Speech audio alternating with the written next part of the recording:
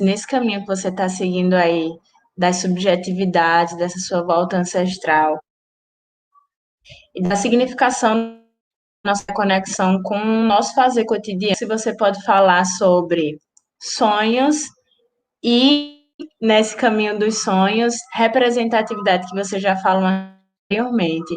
Há espaço para sonhos ainda? Nesse recorte, nessa nossa identificação racial, dentro desse espaço da escola que a gente já discutiu, você já colocou anteriormente, que é tão racista, podemos construir ainda espaço para sonhos?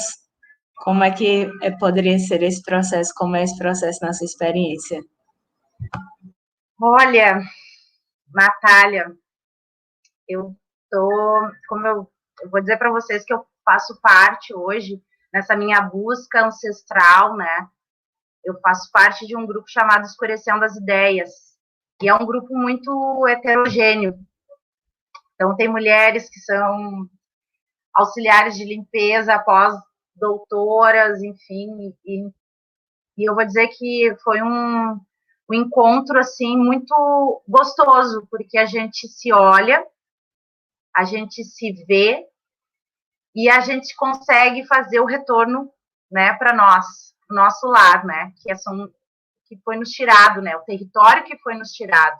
E para gente saber quem somos, a gente precisa ter essa ideia de pertencimento. Então, quando isso aconteceu, Natália, eu comecei a perceber que existem sonhos, que não são só dores, que a gente consegue, no contato, no olhar, né, e escutar umas às outras, a gente consegue criar e construir outros sonhos, porque a gente começa a se sentir representada, né? Então, isso é muito importante. Eu acho que isso na escola deveria ser também importante, da escola também proporcionar esses espaços, não só com os alunos, mas também com os familiares, porque a gente não toca só os alunos, a gente toca também as famílias.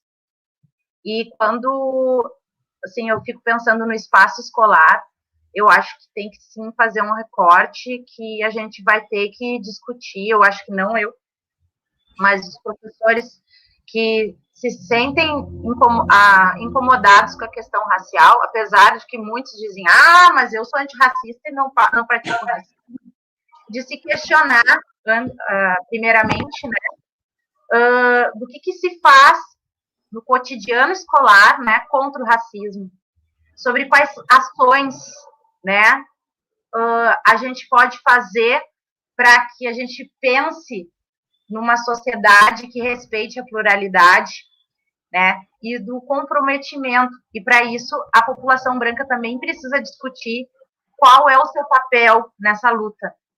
E aí eu não me sinto à vontade de dizer, e eu já falei muitas vezes isso e aprendi com muita dor, né, que eu não posso dizer para o branco que ele tem que entender quem ele é, quais são os privilégios que fizeram com que ele tivesse mais condições do que a minha população, né?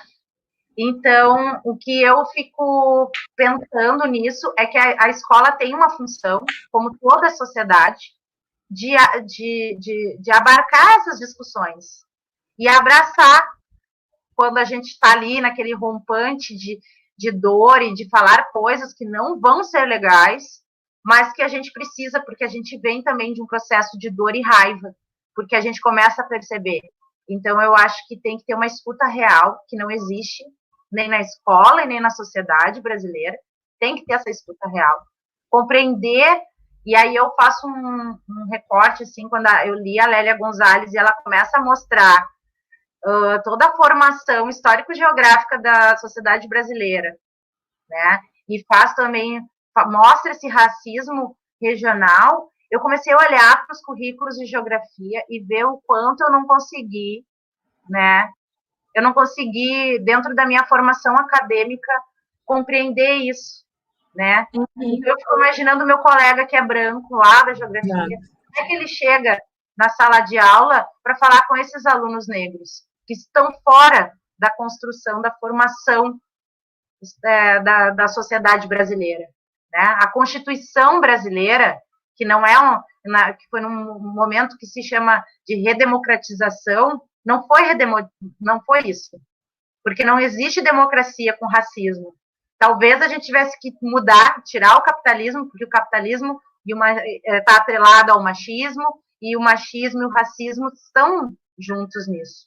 Então, eu acho que a gente vai, dentro da escola, a gente vai ter que discutir isso. A gente vai ter que pensar que currículo é esse, né? Que currículo é esse que a gente tem na escola? A gente abarca todos os nossos alunos? A gente consegue fazer isso? Né? E eu acho que a gente vai ter que pensar nesse currículo pensando também nas histórias desses alunos, né?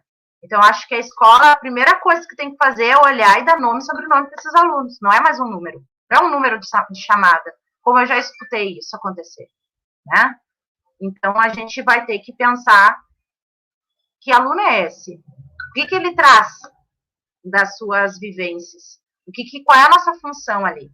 Então, eu acho que a gente vai ter que pensar muitas coisas, né? Eu acho que a gente chama de branquitude, a branquitude vai ter que se repensar.